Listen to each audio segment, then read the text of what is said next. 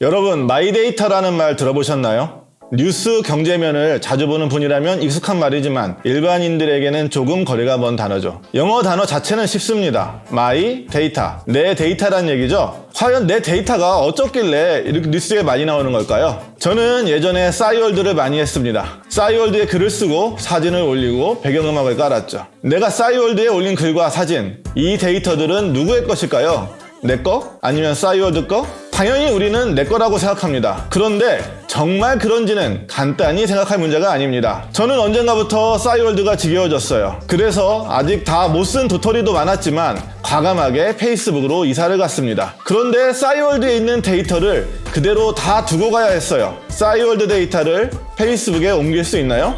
물론 없습니다.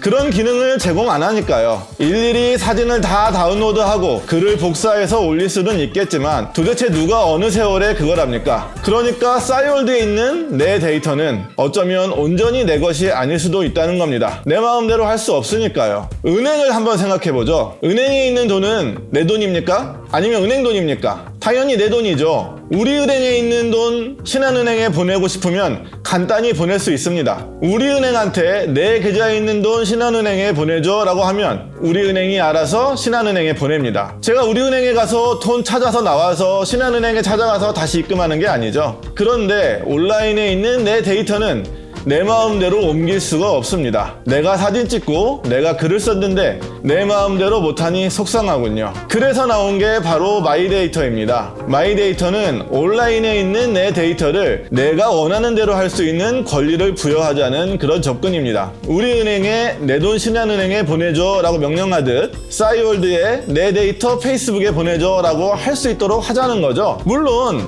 내 컴퓨터에 다운로드 할 수도 있고요. 이런 거를 정보 전송 요구권이라고 합니다. 내 데이터를 보관하고 있는 서비스에 다른 서비스로 옮겨달라고 요구를 하는 거죠. 정보 전송 요구권이 있으면 어떻게 될까요? 저의 경험담을 한번 말해볼게요. 저는 음원 서비스로 벅스를 이용합니다. 벅스에는 나만의 플레이리스트를 많이 만들어뒀어요. 특히 캠핑 가서 불멍 때리면서 벅스의 플레이리스트를 들으면 힐링이 됩니다. 그런데 저는 유튜브 프리미엄 가입자이기도 합니다. 아시죠? 유튜브 프리미엄 가입자는 유튜브 뮤직도 광고 없이 이용할 수 있는 거. 그래서 벅스를 해지하고 유튜브 뮤직을 한동안 이용했어요. 돈을 벅스와 유튜브 양쪽에 낼 필요가 없으니까요. 그런데 벅스에 있는 플레이리스트가 너무 그리운 거예요. 내가 만들어 놓은 정보인데 유튜브 뮤직으로 가져올 수 없는 게 너무 한스럽더라고요. 결국 저는 지금 유튜브 프리미엄과 벅스를 모두 이용하고 있습니다. 저에게 정보 전송 요구권이 있어서 벅스의 플레이리스트를 유튜브 뮤직에 옮겨올 수 있었다면 매달 나가는 돈이 좀 줄어들 수 있었을 텐데 말이죠. 이 정보 전송 요구권은 마이데이터의 핵심입니다. 내 데이터를 원하는 곳으로 이동시킬 수 있는 권리죠. 이 개념이 처음 등장한 곳은 유럽입니다. 유럽에는 GDPR이라는 개인정보보호법이 있는데요. GDPR에서 처음으로 정보전송 요구권이라는 개념이 나왔습니다. 유럽이 이런 개념을 만든 데에는 뒷배경이 좀 있습니다. 유럽의 인터넷 서비스는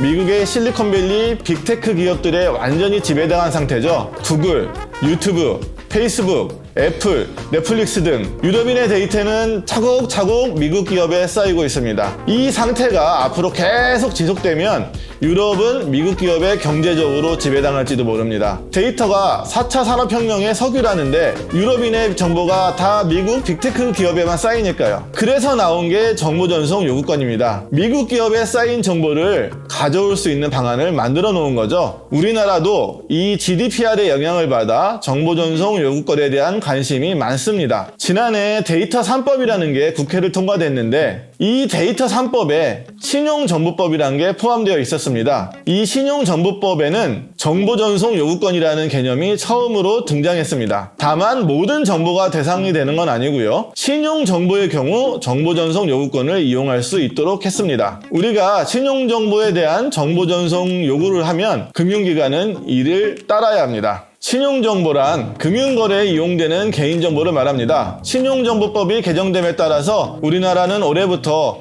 카드 결제 내역이나 금융거래 내역, 이런 내역들을 우리 토스나 뱅크샐러드 같은 마이데이터 기업에게 옮겨달라고 요구할 수도 있습니다. 모든 금융 관련 정보를 마이데이터를 취급하는 회사에서 관리할 수 있는 거죠. 우리는 마이데이터 회사를 통해 모든 정보를 한눈에 볼 수 있습니다. 하지만 싸이월드 게시글이나 벅스 플레이리스트 같은 이런 정보는 신용정보가 아니죠. 그래서 현재 이런 정보는 전송 요구를 할 수 없습니다. 그래서 정부 여당은 지금 데이터 기본법이라는 법을 새로 만들려고 하고 있습니다. 신용정보뿐 아니라 개인정보도 정보 전송 요구를 할 수 있도록 하자는 거죠. 야당에서도 비슷한 법안을 만들고 있어서 여야 간에 큰 이견은 없는 상태입니다. 개인정보에 대한 정보 전송 요구권이 생기면 우리가 사용하는 인터넷 서비스를 쉽게 옮길 수 있겠네요. 하지만 개인정보를 많이 가지고 있는 빅테크 기업들은 이런 움직임이 달갑지 않겠죠? 열심히 쌓아놓은 이용자의 개인정보를 남에게 대가 없이 내줘야 한다니 얼마나 속이 쓰리겠습니까? 또 개인정보를 쌓는 이유가 데이터로 경쟁력을 만들기 위한 건데 열심히 쌓아봐야 남들도 똑같이 이용할 수 있다면 열심히 쌓을 이유가 없어질 수도 있습니다. 최악의 경우에는 너도 나도 데이터를 쌓지 않아서 데이터를 근간으로 한다는 4차 산업혁명에 장애가 될 수도 있겠네요. 또 우리나라에서 법을 만들어봐야 해외 기업이 따를지도 좀 의문입니다.